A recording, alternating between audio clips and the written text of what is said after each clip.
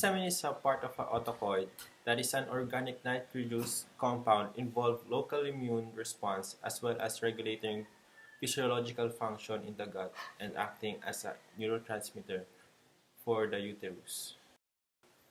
So in terms of distribution and synthesis, in the blood, histamine is contained in the basophils. So in both of these storage sites, histamine is bound to a heparin protein complex. Histamine is present in the mast cell where it is stored in the mast cell granule in its inactive form. The formation of histamine occurs by the removal of carboxyl group or decarboxylation from amino acid L-histidine. Ingested histamine or that formed by bacterial in GIT appears to be insignificant in maintaining body stores. Can you give us 2 ways to metabolize histamine? Yes. First is 1-methylhistamine by imidazole methyltransferase and also diamine oxidase to imidazole acetic acid. Pharmacologic actions or the mechanism of actions of histamine is a powerful vasodilator and can cause extensive dilation of arterioles, venules, and precapillary sphincters. Histamine will affect an increased permeability of capillaries and small veins to the extent of releasing plasma proteins and fluid into extracellular space. So histamine has a direct stimulatory effect on non-vascular smooth muscles. Almost all exocrine glands are stimulated by histamine but to varying degrees. Histamine stimulates cutaneous nerve endings, eliciting axon reflexes. So we also have mechanical and chemical release. So a second type of release occurs following chemical or mechanical injury to mast cells. So in these injuries caused degranulation as noted above, including again histamine release. So common drugs such as morphine or tubocurarine can displace histamine from granule storage sites. The extent of released histamine will determine the resulting pharmacologic actions, both in severity and spectrum. Histamine release occurs during antigen-antibody interaction and thus is associated with some allergic reactions.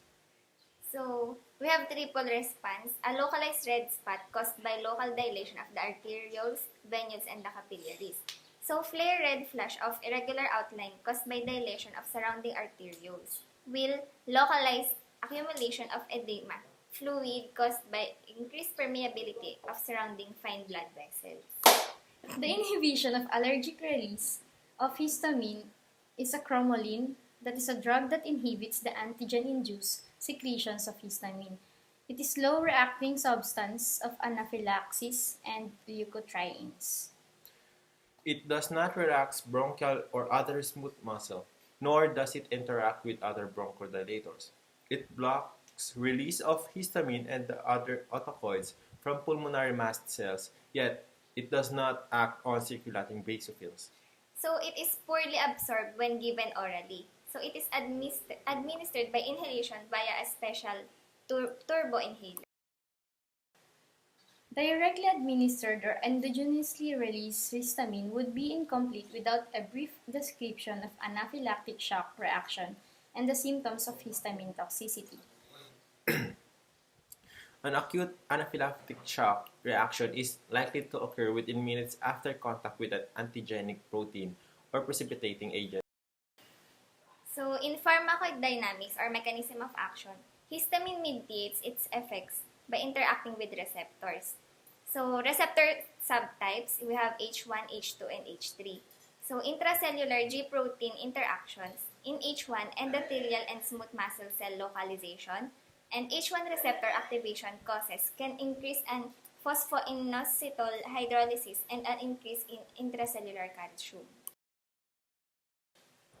H2 gastric mucosa, cardiac muscle cells, and immune cell localization. And the H2 receptor activation causes an increase in cyclic adenosine monophosphate. H3 or primarily presynaptic. Activation causes a decrease in transmitter release of histamine, acetylcholine, norepinephrine, and serotonin.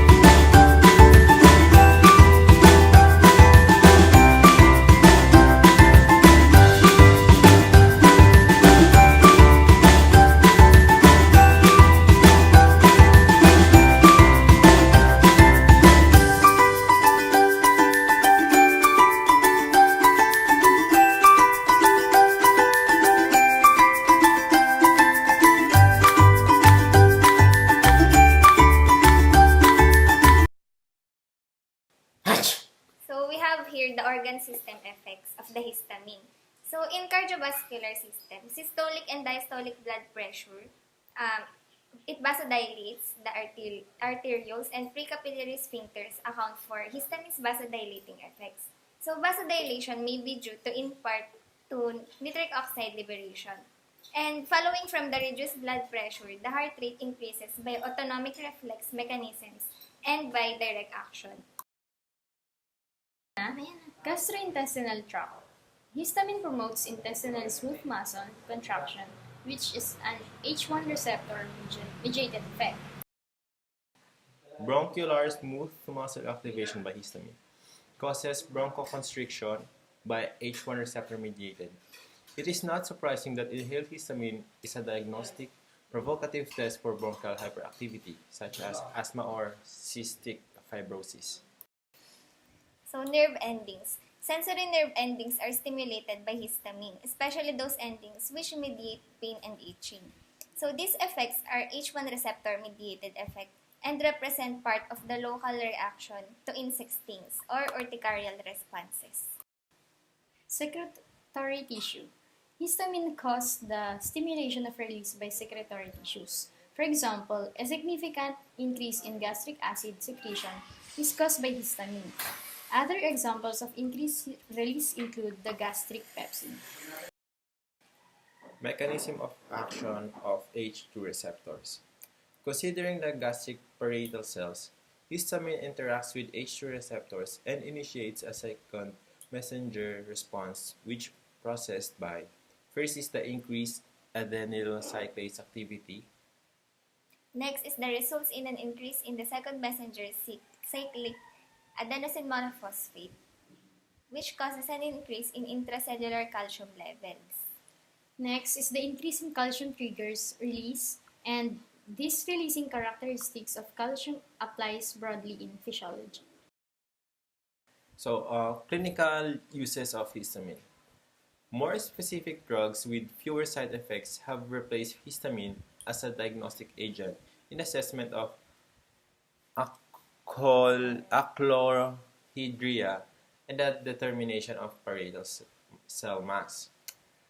Pentagastrine and to a lesser extent betazole are presently used to test for gastric secretory function. Intradermal histamine causes a flare that is mediated by axon reflex. This test is administered to evaluate the integrity of sensory nerves in certain neurologic disorder. So the toxicities include flushing, hypotension, tachycardia, headache, bronchoconstriction, gastrointestinal disturbances.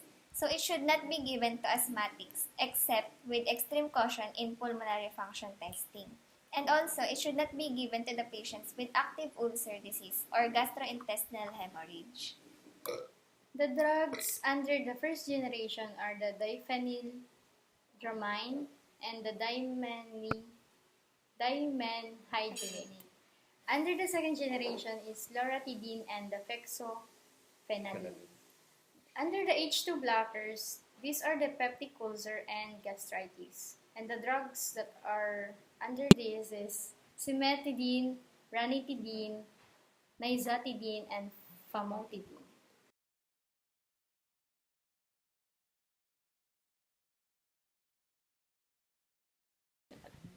Pharmacodynamics. Both neutral H1 antagonists and inverse H1 agonists reduce or block the action of histamine by reversible competitive binding to the H1 receptor. Several have been clearly shown to be inverse agonists, and it is possible that all act by this mechanism. They have negligible potency at the H2 receptor and little at the H3.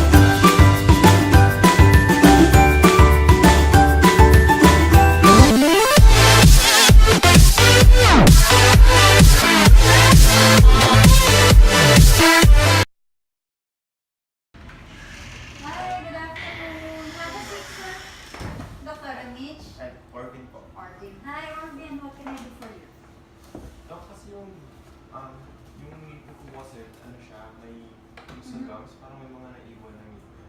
Okay. So, let me check I really need to know if we can still preserve it or conserve the tooth by doing a root canal therapy, or if not, we can actually remove the tooth or extract it. Okay? But let me check, and I need you to fill up this form first. And here's the pen. Make sure you fill up all the details completely, and then have this side here. Thank you, Orvin, and alright. Okay, I see here that you have allergies to penicillin and some food. Why Yes, some food? Hindi ko po talaga matanda kung anong klaseng food yung nakain ko. Basta What happened? nag-focus sa garashes. Just in the arms or the whole body? Dalawang Okay. So, anyway, just to give you an advice, okay? If you really want to know yung mga triggering allergens sa'yo is maybe you can go to any hospital with merong allergologist. They are the ones who test you para malaman what are the triggering factors ng allergies mo. Okay? Anyway, let us go back to your concerns. Okay, Alvin, have a seat. Okay, I'm so sorry one wasn't able to save your tooth, so we really have to extract it. Okay, so for now, I will give you prescription for your pain, and of course, you need to take a 1-week antibiotic therapy for the infection. And anyway, how does it feel now? Still numb? Yes, okay. So while your lips and your cheeks are still numb, I would advise you not to drink and not to eat first or chew on anything, because you might chew your tongue and your lips accidentally without even knowing it, okay? So I will give you these post-operative instructions. Please read carefully. If you have questions, my numbers are here. You can text me anytime or any concerns, okay? So you have allergies on penicillin, so I will give you erythromycin, 500 milligrams, 21 capsules. Okay, you need to take buy 21 capsules because you're going to take this 3 times a day for 1 week. So when I say 3 times a day, I mean round the clock. It should be every 8 hours. So if you take in 6 a.m., you take another one at 2 p.m. and another one before bedtime, 10 p.m. Okay? Make sure you do on. Alright. So another one, I would give mefenamic acid. You said you have taken it several times already. Mefenamic acid, 500 milligram, about, let's say, 8 capsules as well. You take it every 6 hours, let's say for about 2 days, or only if necessary. If you think that the pain is tolerable, you can actually stop taking the mefenamic acid. Okay? And while you're on antibiotic therapy, I would suggest to avoid yung malalansa, like seafood, chicken, eggs. Avoid it first para yung triggering factors, might be the triggering factors for allergies kasi, so para ma-avoid natin yung any complications sa gamot mo. So, avoid seafood, chicken, and eggs. So, yes? Bakit po ba nagkakaano dito? Okay. Well, when we say allergy, it is caused by a compound inside our cells or the body. This is called histamine. This histamine, it's actually part of our immune system. Because yung histamine na yun, he knows when there is something wrong in our body. Let's say, they are triggered by an allergen when there is an injury, when there is inflammatory, reactions and when there is allergic reactions as well. This histamine causes several symptoms. Like yung sinasabi mo, you had pruritus. Those are the ones that yung Makate. They can also cause, because histamine causes increased vasodilation, that's what we call nagdadilate yung mga blood vessels natin. Ang tendency, bumababa rin ang blood pressure, and when the blood vessel dilates, ang nangyayari, nagiging mas permeable to into the passage of yung mga fighting mechanisms natin, yung mga cells. So, ang nangyayari, the histamine itself, parang protective mechanism natin.